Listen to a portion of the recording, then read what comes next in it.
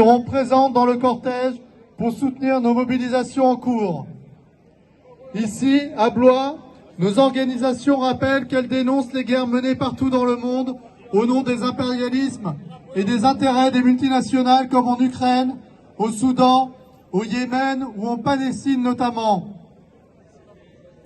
Ce sont toujours les peuples qui sont les victimes des faits de guerre, jamais les oligarques, qui savent très bien protéger les intérêts avec à l'appui des politiques de tous bords.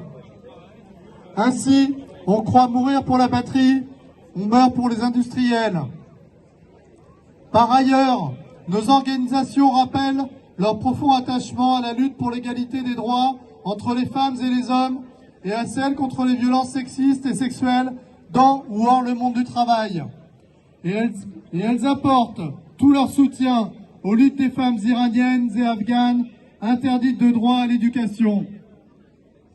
Et de la même manière, à toutes les femmes qui luttent pour conquérir ou reconquérir le droit à disposer de leur corps, dont celui à l'avortement.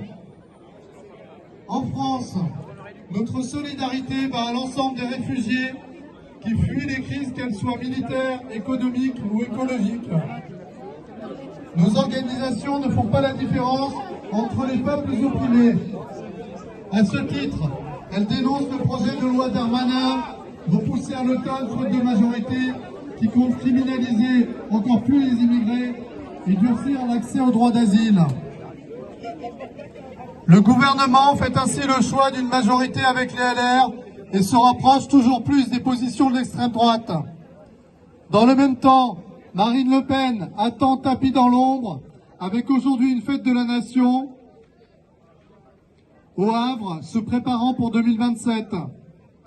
Nos organisations se dresseront toujours contre les idées et pratiques de l'extrême droite, dont le programme est d'opposer les travailleurs et travailleuses entre elles et eux, en réduisant leurs conquis sociaux comme l'ensemble des libéraux et libérales.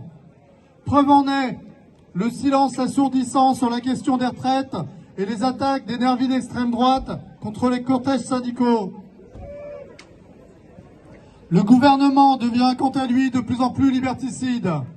Pour contrer les mobilisations, il donne des consignes au préfet pour prendre des arrêtés limitant les droits des manifestants et manifestantes en s'appuyant sur des lois terroristes, allant même jusqu'à interdire les dispositifs sonores portatifs que le ministère de l'Éducation nationale aurait qualifiés de stridents et d'ondulatoires, ou les amplificateurs de bruit, ou encore la distribution de cartons rouges.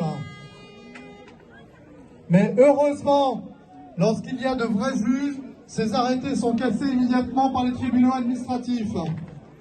Après avoir fanfaronné, Macron a dû se résoudre à ne pas apparaître sur la pelouse du Stade de France lors de la finale de Coupe de France de football. Et les images du président n'ont pas été projetées de peur des huées. Preuve de la victoire de l'intersyndicale du 93. La promulgation de la loi n'en fait pas une loi légitime. Elle est toujours injuste et injustifiée.